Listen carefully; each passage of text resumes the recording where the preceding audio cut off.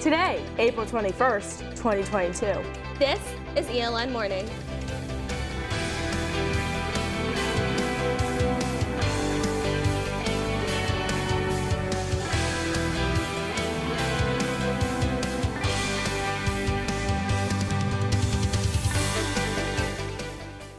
Good Thursday morning, everyone. I'm Rundle, in for Baylor Rodman. And I'm Annemarie Bonner, in for Ashlyn Deloughy. Thanks for waking up with us.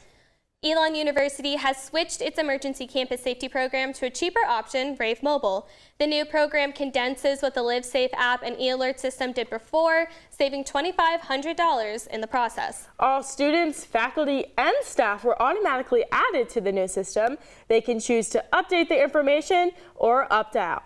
Over 95% of campus is signed up under Rave Mobile, but if you're one of the few that haven't, or you want to know how it works, Campus Police Chief Joe Lemire is here with answers. Chief Lemire, thank you so much for joining us this morning.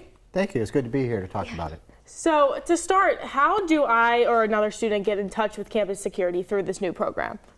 So everyone is added to the system for purposes of their email and text message if they have their cell phone in the system. But you actually have to download the Rave Guardian app in order to use that part of the system. And once you do that, you attach yourself to ELN University, and then you would have these options within the app of ways to contact. So looking at the call directory, we as a police department have added these different police departments, so you always have at your fingertips a way to contact different departments. We have campus resources, so making Title IX reports, Title IX, violence response, bias incidents are all available at people's fingertips. And then more importantly, the chat function and the 911 or Call Campus Police are ways to contact services if you need them. Now, if I do want to make a report, does that have to be, do I have to attach my name to that, or can I do that anonymously as well? So you can do it anonymously. So in the chat function, if you see at the top, you can go anonymous. Your screen will turn gray. That'll let you know that when you contact the police department that none of your profile information is going to go. Now, obviously, for us to serve people the best, we would want someone to add that information. So if we sent a test message, which I'm sending to dispatch right now, it'll go over to our dispatch center. And as you would see on a map, as soon as it would go through, you would see that that test message went to the dispatch center. You'll get a reply from dispatch, an automatic reply saying this isn't an emergency type of system. We get to it when we can. Phone calls would take priority. And that would be then on the map, your GPS location would show up, your profile information would show up, and that type of information that we would be able to serve you then. Sure. But if you go anonymous, that part of it would not show up. And I mean, how much of our information do you guys have on your end through this system? So like every other app, it's really the end user makes a decision how much they're going to supply.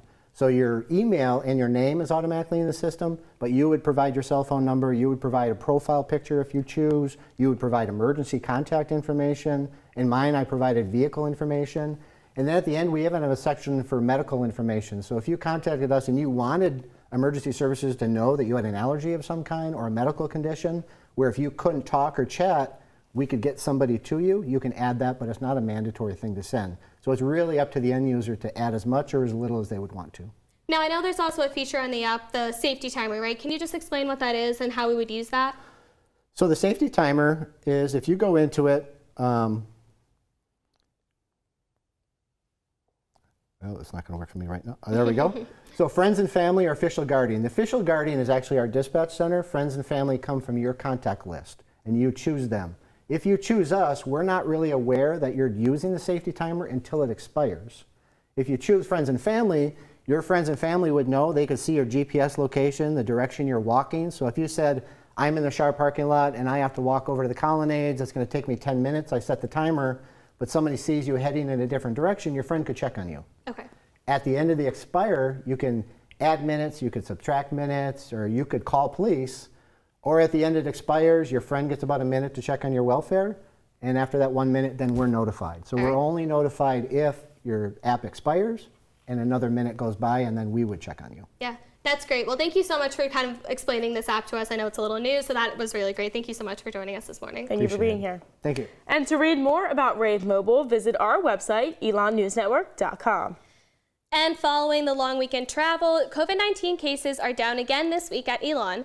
The university reports 23 active cases on campus, which compares to 42 cases reported late last week. But other college campuses across the country are seeing an increase in their COVID-19 cases and are reinstating their mask mandates as a result. Now, there's no word on if ELN will follow, but some students say they wouldn't be against wearing masks again.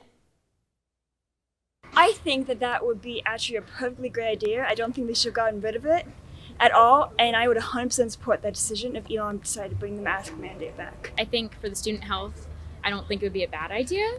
I think in the least, I think they should have some sort of mandatory testing. If they did put it back in, I don't feel like there'd be like a huge uproar, people not liking it. I feel like that'd be really disappointing to the students because they've gotten our hopes up that we'll have a normal college experience now. So to bring that back would be taking a step backwards. But if ELN's administration did see that cases were way up, and specifically on campus and in this region, then I'd probably be more likely to support that. Yeah. ELN's university physician was unavailable for immediate comment, but we will continue to follow the story on our website, elonnewsnetwork.com.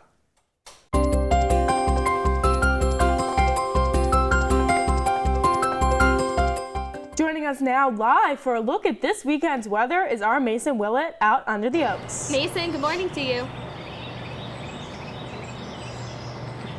Good morning, Elon.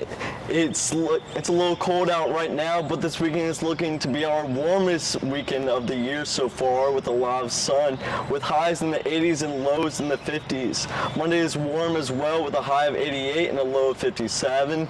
Tuesday is looking to have a 60% chance of rain, with a high of 75 and a low of 47. It's looking like great weather out this weekend, so get outside with your friends and enjoy this weather. That's your 5-day forecast. Back to y'all in the studio. Mason Willett live under the Oaks this morning with the Phoenix 5-day forecast. Thanks so much, Mason. This week, it's time to get outside and soak up the sun. It's Earth Week. Here at ELN, the Office of Sustainability is partnering with various organizations on campus to bring awareness to our planet. Office of Sustainability intern and ELN junior, Alyssa Kapp, says it's important for students to understand what sustainability is. So much that goes into sustainability, and that, even at ELN, I've taken a bunch of courses that are environmental economics and environmental policy, but beyond that, environmental justice issues. And I think a lot of people think sustainability, don't litter, but it's so much more than that. Kapp says the events are targeted towards students. She says it's not that students don't care, it's that they don't have the information. I hope that people go to these events and it'll pique their interest and help them to look into it more and maybe talk to their friends about it and start a conversation on campus and kind of change the way that the student body thinks about sustainability. The next event is the annual Party for the Planet tonight from 5 to 7 p.m. in the Global neighborhood. The event is set to feature free food, live entertainment, and a thrift store where students can trade their clothes for gently used ones. Now, it's not just the Office of Sustainability that's advocating for the planet. Vital Signs is singing for the bees this weekend in an Earth Day benefit concert. ELN senior Logan Powers says the idea came from the group's colors, yellow and black, as well as one of their warm-up songs, Bumblebee Tuna. The money raised will be sent to a local bee farm, Haw Honey. It's been really, really fun and meaningful for the last concert to just actually be raising money for people in North Carolina to support a small business and to help the bees, and because they're so important for our ecosystem, it's really nice. The concert is set to be held tomorrow at 7 p.m. in Whitley Auditorium. Students can buy tickets in Mosley Center for $7 or at the door the night of for $10. Just 24 hours after Vital Signs take the stage, Melanated Melodies will put on its first spring concert since the group was created. The concert's theme is unapologetic. The presidents say this is because they want to talk about darker subjects like anger and depression. ELN Jr. Nadia Lawyer says the group is ready to lead by example. A lot of people don't really want to, Black people especially don't want to address their emotions. So I think one of the things that we were looking forward to was being vulnerable with the audience and being able to show them hey, it's okay to be, emotive about what's going on and to feel how you want to feel. The concert is set to be Saturday at 7:30 p.m. in Whitley Auditorium. Tickets are $6 in Mosley Center or $8 at the door.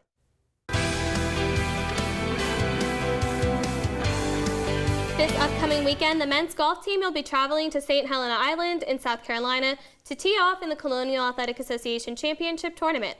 Freshman Matthew Doyle says the team is excited to compete against its conference rivals. Obviously, this is hopefully just the start of our postseason. We've set goals from the beginning of the year, and that started with winning conference championships, so hopefully we can get the job done this week, but we've got some tough competition to beat. The tournament will be held this Sunday the 24th through Tuesday the 26th. And for the first time in 3 years, ELN DanceWorks, a student-run dance organization, will be taking the stage this weekend to perform in its annual spring showcase. DanceWorks treasurer and ELN sophomore Sophie David says she is excited to perform again this time in person and without masks.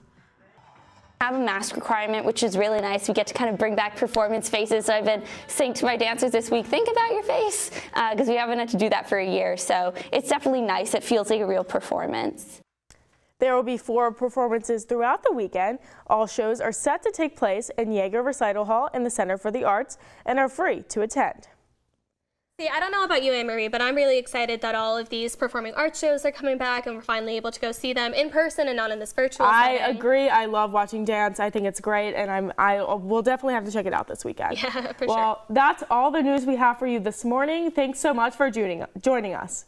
For all the news you need to know when we're not on the air, visit our website, elonnewsnetwork.com. And follow us on social media at ELN News Network. Have a great weekend, ELN.